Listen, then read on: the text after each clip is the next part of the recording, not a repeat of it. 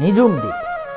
নিজুম দ্বীপ বাংলাদেশের নোয়াখালী জেলার হাতিয়া উপজেলার একটি প্রসিদ্ধ দ্বীপ, যা বঙ্গোপসাগরের বুকে মেঘনা নদীর মোহনায় অবস্থিত। এটি তার নির্জনতা ও সমৃদ্ধ বৈচিত্র্যময়ের জন্য বিখ্যাত।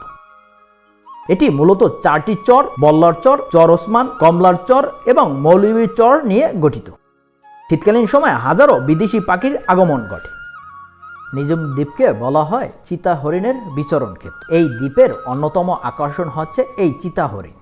বন বিভাগের তথ্য মতে প্রায় 5000-এর একটি চিতা হরিণের দল রয়েছে। 1940 সালের দিকে এই দ্বীপটি জেগে ওঠে এবং 1950 খ্রিস্টাব্দে জনবসতি গড়ে ওঠে। 1970 সালে ভয়ঙ্কর ঘূর্ণিঝড়ে দ্বীপটিতে প্রাণের অস্তিত্ববিহীন হয়ে পড়ে। 1975 খ্রিস্টাব্দে জননন্দিত এমপি আমিনুল ইসলাম কামাল সাহেব দ্বীপটিতে পরিদর্শনে গিয়ে দেখেন যে কোনো প্রাণের অস্তিত্ব নাই। তাই তিনি আক্ষেপের সুরে বলেছিলেন, হায় রে নিজুম। সে থেকে এই দ্বীপটির নামকরণ করা হয় নিজুম দ্বীপ। 2001 সালের 8ই এপ্রিল বাংলাদেশ সরকার পুরো দ্বীপটিকে জাতীয় উদ্যান হিসেবে ঘোষণা করে। কেওড়া, ঘেওড়া, কাঁকড়া, বাইন ইত্যাদি গাছপালা নিয়ে গড়ে ওঠা ম্যানগ্রোভ বন রয়েছে এখানে। হাতিয়া ও মনপুরা সিরিজের প্রথম পর্বে আমরা দেখিয়েছিলাম কিভাবে চট্টগ্রাম থেকে এই হাতিয়াতে এসেছি, গুরুত্বপূর্ণ কয়েকটি স্পট ঘুরেছি, তার বিস্তারিত তথ্য ও ভিডিও আপনারা যদি না দেখে থাকেন তাহলে ভিডিও ডিসক্রিপশন বক্সে লিংক দেওয়া থাকবে, দেখে নিতে পারেন। চট্টগ্রাম থেকে আপনাদেরকে আসতে হবে চেয়ারম্যান ঘাট, চেয়ারম্যান ঘাট থেকে নদী পার হয়ে আসতে হবে নলছিরা ঘাট, নলছিরা ঘাট থেকে মোটর সাইকেলে জনপ্রতি 200 টাকা করে দিয়ে আসতে হবে এই মুক্তারিয়া ঘাটে। আর আপনি যদি ঢাকা থেকে আসতে চান সেক্ষেত্রে প্রতিদিন সন্ধ্যা 6টা এবং 6:30টার দিকে ফারহান কোম্পানির 2টি লঞ্চ ছেড়ে আসে এই হাতিয়া তমরুদ্দিন ঘাটের উদ্দেশ্যে। তমরুদ্দিন ঘাটে নেমে ওখান থেকে মোটর সাইকেলে 200 টাকা করে জনপ্রতি দিয়ে এই মুক্তারিয়া ঘাটে চলে আসতে পারে। চলে আসছি মুক্তারিয়া ঘাট। এখানে ট্রলারে করে আমাদের নদী পার হতে হবে। এই বোটে করে উপরে যাব আর 50 টাকা করে ওরা ভাড়া নিয়ে থাকে। মোটরসাইকেলও পারাপার করে থাকে, এরা 150 টাকা নিয়ে থাকে এই মোটরসাইকেল। এই যে লোক সবাই বসে আছে এবং এই ট্রলারে করে আমি ওপারে যাব, এই নদী পার হব। এর এপাশে মুক্তারিয়া ঘাট, ওপাশে হচ্ছে নিজুম দ্বীপ ঘাট বলা হয়। প্রায় 15 মিনিটের ভিতরেই আমাদের ট্রলারটি মুক্তারিয়া ঘাট থেকে নিজুম দ্বীপ ঘাটে চলে আসে।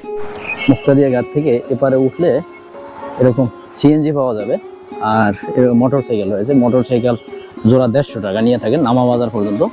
আর নামা বাজারে মূলত দেখা যায় যে হোটেল, রেস্টুরেন্ট বা তাঁবু করতে যা চান সেটা নামা বাজারেই করতে হবে। তাই আমরা যাব আগে নামা বাজার, তারপরে দেখি আমি তাঁবুতে থাকার চিন্তা ভাবনা আছে, দেখি কি করা যায়। নামা বাজার যেতেই আমাদের সামনে পড়ে গেল এই জাতীয় উদ্যানটি। এই নিজুম দ্বীপের বনের ভিতর দিয়ে এই নামা বাজার যাওয়ার পথেই এই সড়কটি রয়েছে।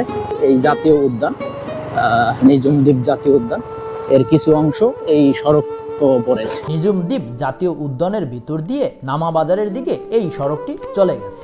আমরা নামা বাজারের দিকে যাচ্ছি। যেতে যেতেই এখানে দেখতে পাচ্ছি একটি উচ্চ বিদ্যালয় এবং আশ্রয়ম কেন্দ্র।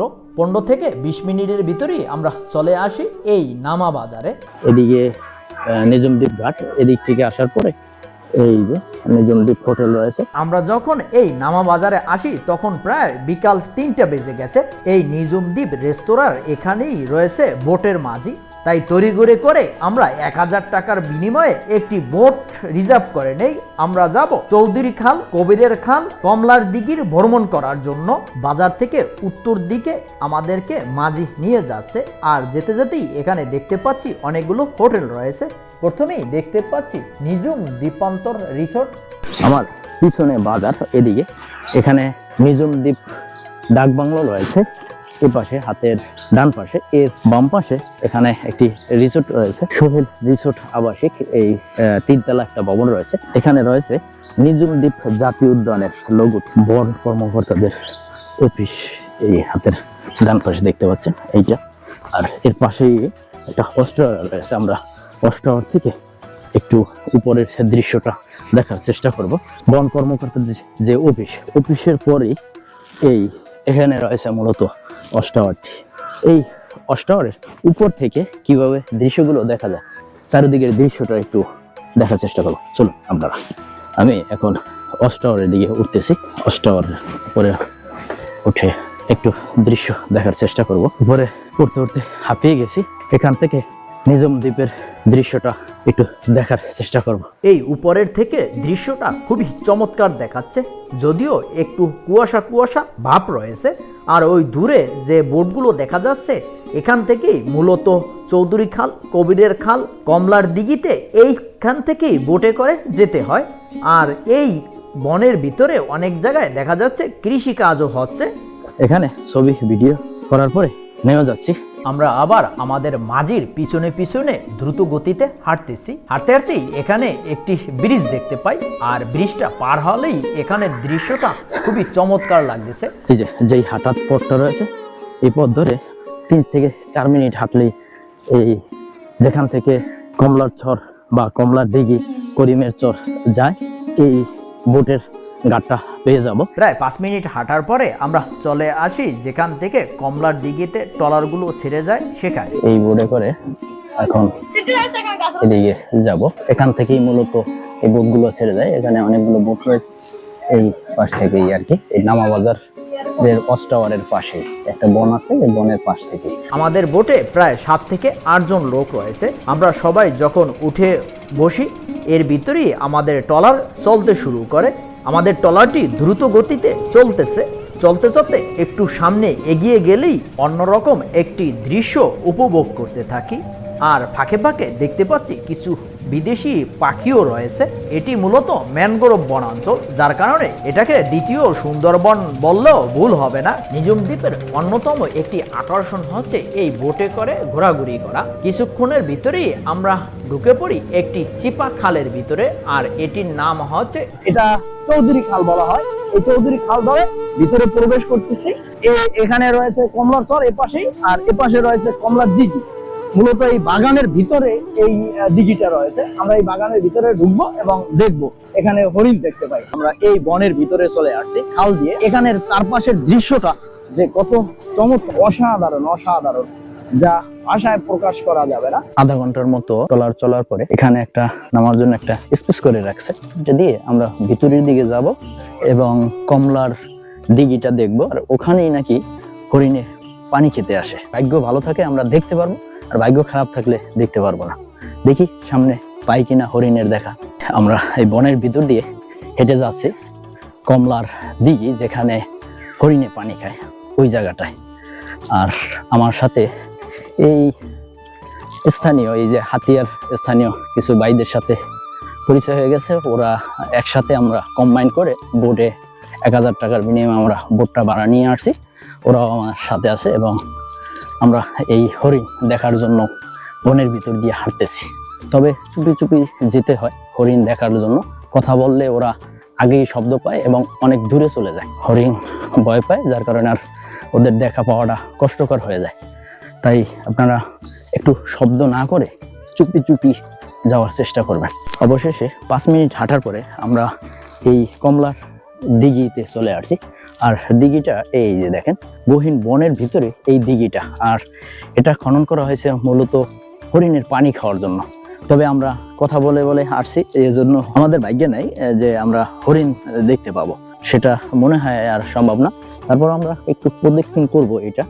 আর আমাদের সাথে এই পিচ্চি 2 জন, ওরা বোটের সাথে আসছে। আর এই ভাইরা তো আমার সাথে আছে।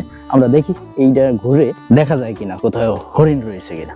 এখানে যাওয়ার পথ রয়েছে, দেখা যায় যে বিভিন্ন লোকজন যখন আসে হয়তোবা দল বেঁধে একেবারে এর ভিতরে চলে যায়। ভিতরে গেলে হয়তোবা এই হরিণ দেখা পেলেও আমরা পেতে পারি। কমলার দিঘির পূর্ব এবং দক্ষিণ কোণার দিয়ে হাঁটার একটি পথ রয়েছে। আমরা একেবারে চুপি চুপি সামনের দিকে হাঁটতে থাকি, যাতে করে কোনো শব্দ যেন না হয়। হরিণে কোনোভাবেই যেন শব্দ শুনতে না পারে যে বনের ভিতরে কেউ রয়েছে। আমাদের সাথে এখানে স্থানীয় 2টা ছেলে আসছে।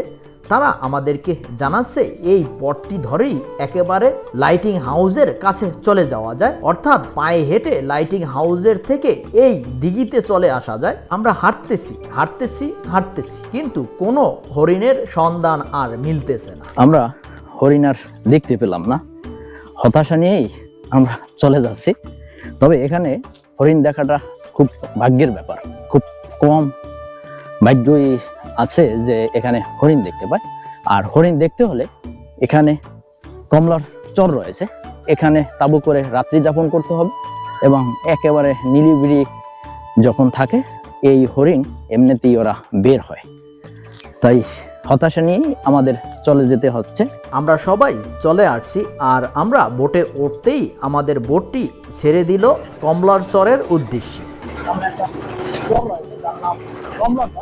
আর এই কমলার চরেও অনেক সময় দেখা যায় যে অনেকে তাঁবু করে হরিণ দেখার জন্য থাকে। এই চরে আমরা নামবো এবং ওখানেও দেখাবো আপনাদেরকে। এটা একটি খাল, আর এই খালটার নাম হচ্ছে চৌধুরী খাল। খুবই চমৎকার লাগতেছে ভিডিও। চৌধুরী খালের ভিতর দিয়ে 4 থেকে 5 মিনিট চলার পরে আমরা চৌধুরীর খালের মুখে চলে আসি। কমলার চর, এই যে আমাদের ট্রলারটা এপাশে রয়েছে, এখান থেকে নামিয়ে দিয়েছে। আমরা আগে কমলার দিঘি দেখে আসছি, তারপরে আমাদেরকে এখানে নামাচ্ছে। অনেকে দেখা যায় যে আগে এটা দেখে তারপরে যায়, ওই একই রুট, অনেক ট্রলার যাচ্ছে ওইদিকে। এটা আগেও করা যায়, পরেও করা যায়, যেহেতু আমরা ওইটা আগে দেখছি, ওইটা একটু সময় বেশি দিছি। অনেক গ্রুপ এসে তাঁবু করে এখানে, বিশাল একটি জায়গা। আর দূরে এই বনাঞ্চলগুলো রয়েছে, যে নিঝুম দ্বীপের যে বনাঞ্চল। কমলার চরে আমরা মাত্র 10 মিনিটের মতো সময় দিয়েছি। আমরা এবার যাব কবিরের চর। কবিরের চরটি এই কমলার চরের একেবারে বিপরীত পাশে। পশ্চিম আকাশে সূর্য ডুবে যাচ্ছে, পরন্ত বিকেল বেলা, কিছুক্ষণের ভিতরেই সন্ধ্যা নেমে যাবে। আমরা কবিরের চরে রয়েছে, আর চরের ভিতরে এখানে সবগুলো কেওড়া গাছ রয়েছে। আর এই গাছের ভিতরে অনেক মহিষও দেখা যাচ্ছে। দেখেন, এই যে একটা মহিষ দেখতে পাচ্ছি, মহিষে হয়তো এগুলো ছাড়া থাকে এর ভিতরে, বাগানের ভিতরে। আর এটা হচ্ছে কেওড়া বাগান। চৌধুরী খালের অপোজিটই হচ্ছে কবিরের চর। এই কবিরের চরের এটাও অনেকগুলো বাগান, আর এখানে জায়গায় রয়েছে এই 3টা, কবিরের চর, কমলার চর আর কমলার দিঘি। এই 3টা জায়গা। আর কবিরের খালটা, বিশেষ করে খালটার যে দৃশ্যটা সবচেয়ে চমৎকার দেখায়। এখন চলে যাব, একবারে লাস্ট স্টপেজ হচ্ছে এটা। আর এখান থেকে 15 থেকে 20 মিনিট লাগবে যেতে আমাদের। সন্ধ্যা ঘনিয়ে আসতেছে, তাই আমরা দ্রুত গতিতে চলে যাচ্ছি আমাদের গন্তব্য নামাবাজারের দিকে। যেতে যেতেই এখানে দেখতে পাচ্ছি এক ঝাঁক বিদেশি পাখি উড়ে যাচ্ছে। কি যে চমৎকার দৃশ্য উপভোগ করছি তা বলার মতো না।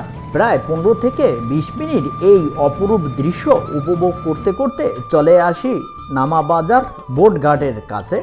যেখান থেকে গিয়েছিলাম আমাদেরকে সেখানেই আবার এনে নামিয়ে দেয়।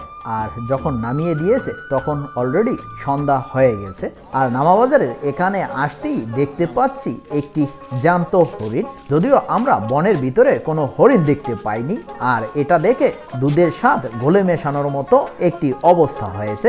এটা হচ্ছে নামাবাজারের রাত্রিকালীন দৃশ্য। সারাদিন এখানে তেমন লোকজন দেখা যায় না, তবে সন্ধ্যার পরে এখানে ভিড় জমে। এই যে দেখতে পাচ্ছেন তার একটি নমুনা। এই অঞ্চলের অধিকাংশ মানুষের পেশা হচ্ছে কৃষি এবং মৎস্যজীবী। আমার ইচ্ছা ছিল আমি তাঁবুতে রাত্রি যাপন করব, কিন্তু দুর্ভাগ্য আমার, আমি একা থাকার কারণে আর তাঁবুতে যাইনি। এই রাত্রে কেউ তাঁবুতে ছিল না, যার কারণে আমিও থাকতে পারিনি। এক ভাই আমাকে পরামর্শ দিয়েছে এখানে মসজিদ রয়েছে একটি, এই মসজিদের মেসে একেবারে কম খরচে থাকা যায়। আমি যেহেতু একা মানুষ তাই সেটাই করব। ভাই ব্যয় হোটেল অ্যান্ড রেস্টুরেন্টে রাতের খাবার খেয়ে আমি উঠে পড়ি মসজিদ মেসে। মাত্র 200 টাকার বিনিময়ে আজকে রাত্রি যাপন করব। গুড নাইট, দেখা হবে আগামীকাল সকাল। শুভ সকাল নিঝুম দ্বীপ। এই যে নিঝুম দ্বীপ হোটেল রয়েছে, আর এর বরাবর পিছনের দিকে যে জায়গাটা রয়েছে, এই যে নিঝুম দ্বীপ রেস্তোরাঁ, এর পাশ ধরে একটা পথ চলে গেছে। এই সামনের দিকে গেলে এই পথ ধরে হেঁটে সেই তাঁবুর জায়গাটা পেয়ে যাব। প্রায় 5 থেকে 7 মিনিট হাঁটার পরে আমরা পেয়ে যাই সেই তাঁবুর জায়গাটা। গতকালকে রাত্রে কেউ এখানে ছিল না। যে ওয়াশরুমটি দেখা যাচ্ছে এখানে এই তাঁবুতে যারা রাত্রি যাপন করে তাদের জন্য তৈরি করে রাখা হয়েছে। আর এই তাঁবুগুলো মূলত নিঝুম দ্বীপ যে রেস্তোরাঁ রয়েছে এখানে তাদের সাথে যোগাযোগ করলেই পাওয়া যাবে। একবারে নামার বাজার থেকে বরাবর চলে আসলে এখানে 2টা ছাতার মতো রয়েছে, আর এটা হচ্ছে বিচ। এখানে একটা লাভ রয়েছে, আর মূলত ক্যাম্পিং স্পটটা এটাই, এখানেই ক্যাম্পিং করে থাকে। এখানে রাত্রি যাপন করে থাকে তাঁবুতে। তবে আমার দুর্ভাগ্য, এখানে আজকে রাত্রে কোনো তাঁবুর ব্যবস্থা পাইনি। তার কারণে আমি একাও আর থাকিনি এখানে। মূলত এখানেই থাকে তাঁবু, অনেক তাঁবু থাকে এই লাভযুক্ত এখানেই ক্যাম্পিং করা হয় নিজম দ্বীপে। ক্যাম্পিং এর আরো একটা সাইট রয়েছে, এখান থেকে আরো দূরে ওই দিকেও একটি সাইট রয়েছে, কেওড়া রিসোর্ট রয়েছে। ওই রিসোর্টের আশেপাশেও অনেকে থাকে। আমি এখন রয়েছে নামা বাজার।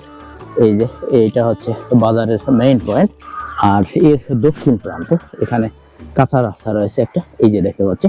এই কাঁচা রাস্তা দিয়ে 2-3 মিনিট সামনে হাঁটলেই কেওড়া ইকো রিসোর্ট। এই পায়ে হেঁটে আসা যায়, 2-3 মিনিট হেঁটে আসার পরে কেওড়া ইকো রিসোর্ট রয়েছে। দেখেন এই একটা স্বাগতম কেওড়া ইকো রিসোর্ট, ব্রিজের মতো রয়েছে। এর এপাশেই রয়েছে মূলত কেওড়া ইকো রিসোর্টটি। আর এর ভিতরের পরিবেশটা আপনাদেরকে একটু দেখানোর চেষ্টা করি। আর চাইলে আপনারা এই কেওড়া ইকো রিসোর্টেও থাকতে পারবেন, একেবারে গ্রামীণ পরিবেশে থাকতে চাইলে আপনারা এখানেও থাকতে পারবেন। এই যে ইকো রিসোর্টের ভিতরে ডিসক্রিপশন বক্সে এদের ঠিকানা দেওয়া থাকবে এবং ভাড়া দরদাম আপনারা করে তারপরে আসতে পারবেন। আপনারা চাইলে এই ইকো রিসোর্টেও থাকতে পারবেন।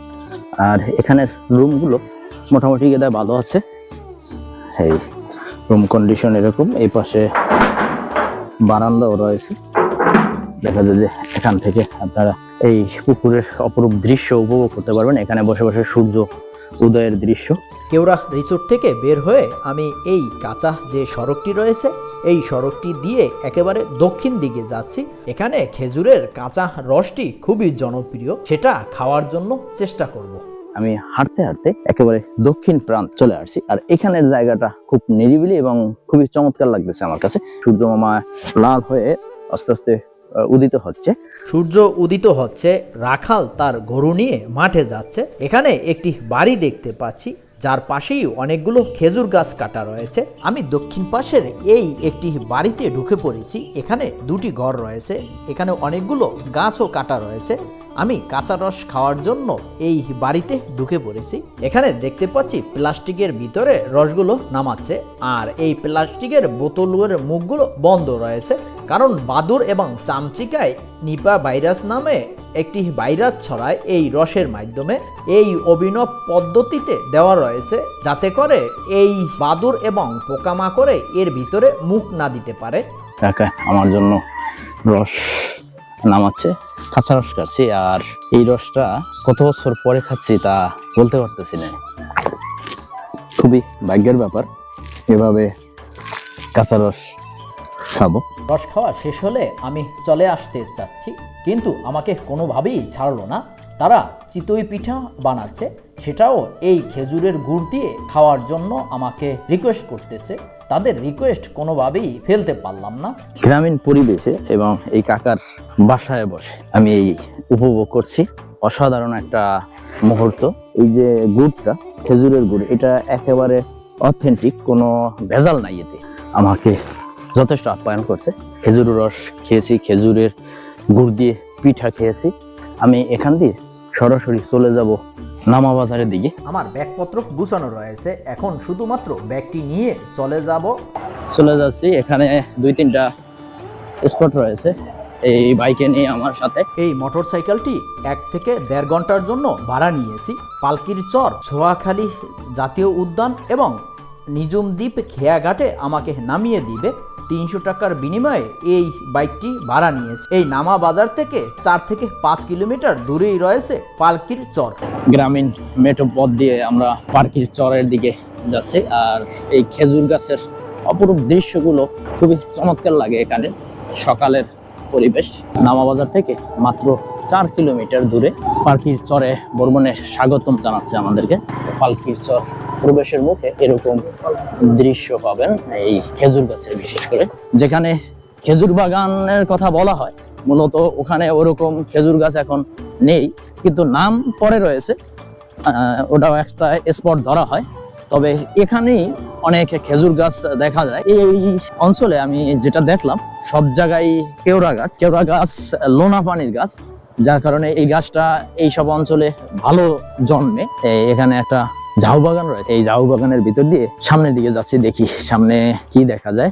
এই ঝাউ বাগানটা থেকে বের হয়ে দেখতে পাচ্ছি বিশাল অঞ্চল জুড়ে মরুভূমির মতো, আর মূলত এগুলো হচ্ছে পতিত একটি ভূমি। এর সামনেই রয়েছে বিশাল বঙ্গোপসাগর। আর বিশেষ করে এই যে ঝাউ বাগানটার দৃশ্যটা যে কি চমৎকার লাগতেছে, যা ভাষায় প্রকাশ করতে পারবো না। আর ওই দূরে দেখা যাচ্ছে কেওড়া বনও রয়েছে। সাধারণত এদিকে মোটরসাইকেল আসে না, তারপরও ভিডিও নেওয়ার স্বার্থে ভাই আমাকে একেবারে এপাশে নিয়ে আসে। এই ঝাউ বাগানটা একটু প্রদক্ষিণ করে দেখাচ্ছে। দেখেন একেবারে মাথা পর্যন্ত আমরা প্রায় চলে আসছি ঝাউ বাগানের। বাইট সাইড দিয়ে ঘুরে একেবারে শেষ মাথা হয়ে আবার আমরা ভিতর সাইড দিয়ে যাচ্ছি। আর দেখতে পাচ্ছি এক পাশে রয়েছে ঝাউ বাগান আর অন্য পাশে রয়েছে কেওড়া বাগান। আর আমরা এখান থেকে বের হয়ে চলে যাব। আর আমাদের পরবর্তী গন্তব্য হচ্ছে সোয়াখালী জাতীয় উদ্যান। এই মাটির রাস্তা ধরে আমরা আস্তে আস্তে যাচ্ছি সামনের দিকে। খেজুর গাছ দুপাশে, এগুলো খেজুর গাছ, অসাধারণ। বনের ভিতর দিয়ে যাচ্ছি। আর এটাই মূলত নিজুম দ্বীপের জাতীয় উদ্যানের ভিতরে সোয়াখালী মাটির রাস্তা বলা হয়। এই রোড ধরে আমরা যাচ্ছি সামনের দিকে এগিয়ে।